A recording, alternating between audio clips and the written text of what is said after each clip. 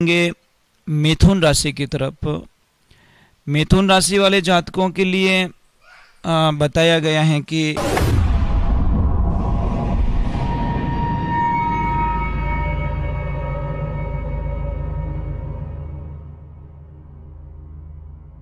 सोनू महाराज जी के भजन व प्रवचन सुनने के लिए चैनल को सब्सक्राइब करें, बेल आइकन को जरूर दबाएं, शेयर करें, कमेंट करें, लाइक तो जरूर करें। मिथुन राशि की तरफ। मिथुन राशि वाले जातकों के लिए बताया गया है कि उनको तामसिक भोजन कभी ना करें। तामसिक भोजन में बहुत सारी चीज़ें आ जाती हैं, लहसुन प्याज का भी आ जाता है और बहुत सारी चीज़ें ऐसी होती हैं जो आते हैं तामसिक प्रवृत्ति।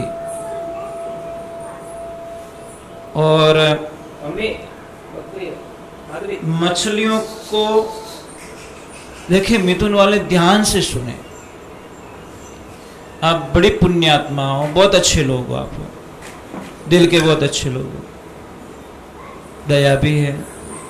तो एक दया का काम और कर दीजिए। जहाँ पे भी आपको ऐसा लगे कोई मछली पकड़ी है और मछलियों को ले जा रहे हैं, तो आप उनका कुछ जो पैसा बनता है वो दे के उनको कैद मुक्त जरूर करवा देना, ताकि आपको बहुत फ़ायदा मिलेगा, बहुत फ़ायदा। और फिटकरी से दांत साफ करें। फिटकरी रखिए दांत साफ करने के लिए, आपको दांतों की कोई तकलीफ नहीं होगी। और पशु और पक्षी, ये दो चीज़ों में आपको नुकसान बताया, वो ना पाले। पता नहीं क्यों बताया, ये तो प्रभु जाने, ईश्वर जाने। पशु और पक्षी में थोड़ा माइनस पॉइंट आ रहा है, तो थोड़ा ध्यान रखें। आप रख सकते हो, ऐसी कोई बात नहीं है, पर तो भी थोड़ा ख्याल रखें। और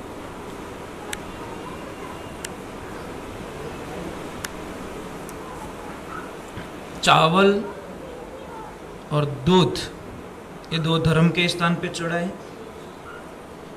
माता का पूजन करे, 12 वर्ष से छोटी कन्याओं का आशीर्वाद ले। देखो कितने फायदे की बात बताइए। 12 वर्ष से छोटी कन्या माँ दुर्गा का रूप माना गया है। हमारे संस्कृति के अंदर हम जब नवरात्रि करते हैं तो कन्याओं को, 9 कन्याओं को भोजन करवाते हैं और उनको प्रसाद जिमाते हैं। उनके चरणों को धोकर उनके चरणों में हम शीश नमाते हैं। तो मिथुन राशि वाले खास ध्यान दें कि 12 वर्ष से जो छोटी कन्या है उनका आशीर्वाद जरूर लेना। और मूंग होता है ना, मूंग हरिया क्या कहते हो आप, उसको मूंग को भिगोकर कबूतरों को खिलाएं, बहुत अच्छा। दमे की दवा, मिथुन राशि वालों को प्रार्थना है कि किसी को भी दमा चढ़ता हो, किसी को भी श्वास की बीमारी है, तो आप दमे की दवा है ना, वो अस्पताल में मुफ्त दे। इतना काम कीजिए, बड़ी दुआएं मिलेगी आपको, बड़ा आशीर्वाद मिलेगा आपको। ये दवा आप दान में दीजिए, बहुत फ़ायदा बताया गया है। और तोता, भेड़ या बकरी, देखो एक तोता, भेड़ या बकरी, ये तीनों चीज़ ना पाले। सूर्य संबंधी उपचार करें। गुरु से संबंधी उपचार द्वारा हर कार्य सफल होंगे। जो भी संत लोग बताते हैं, गुरुजन बताते, उनका अनादर मत कीजिए और उनके द्वारा बताया हुआ नियम आपके जीवन काल में बहुत फायदेमंद होगा। और घर में मनी प्लांट ना लगाए, छोटा कोई भी मिनी प्लांट ना लगाए घर में, अच्छा नहीं रहेगा। हरे रंगों का इस्तेमाल लगभग नहीं करना आपको। हरे कलर की कोई भी चीज़ हो, लगभग उसका इस्तेमाल ना करो। या तो बेल्ट का भी प्रयोग बताए, भी बेल्ट भी हरा कलर का नहीं होना चाहिए। तो कोशिश करना कि हरे कलर का बेल्ट भी आप ना पहनो। बाएं हाथ में चांदी का छल्ला रखो, बायां हाथ है उसमें चांदी का छल्ला रखो। उत्तर दिशा की तरफ कभी भी आपके जो बच्चे हैं, लड़का हो चाहे लड़की हो, आप जहाँ रहते हो, जहाँ आपका जन्म स्थान है, मैंने पूछते नहीं कहा, बाहर तो कई जगह आपको रहना पड़ता है, इधर उधर भी जाना पड़ता है, चेंज भी हो जाता है। तो आपके जो बच्चे हैं, चाहे लड़का हो चाहे लड़की, तो कितनी अच्छी बात है एडवांस में हमको मिल रही है कि उत्तर दिशा में मिथुन राशि वाले अपने बच्चों की रिश्ते की बात कभी ना करें। अच्छी बात नहीं है, मतलब आपको कोई न कोई हानि हो सकती है, इसीलिए बताया है। मिट्टी के बर्तन में दूध भरकर निर्जल स्थान में रखें या गाड़ दें। तो मिट्टी का बर्तन लीजिए और उसमें दूध डालिए और कोई ऐसा स्थान जहाँ पे लोगों का आना जाना बहुत कम हो, वहाँ पे ले जाके उसको गाड़ दीजिए, फायदा मिलेगा। और हरे रंग की बोतल में गंगा जल भरकर शांत जगह पर दबाएं। हरे कलर की कोई भी बोतल हो, उसमें गंगा जल भरिए और जहाँ सुनसान इलाका हो वहाँ पे ज़मीन में गाड़ दीजिए। प्रार्थना करेंगे भगवान से कि ये इतनी बात बताइए कोई न कोई।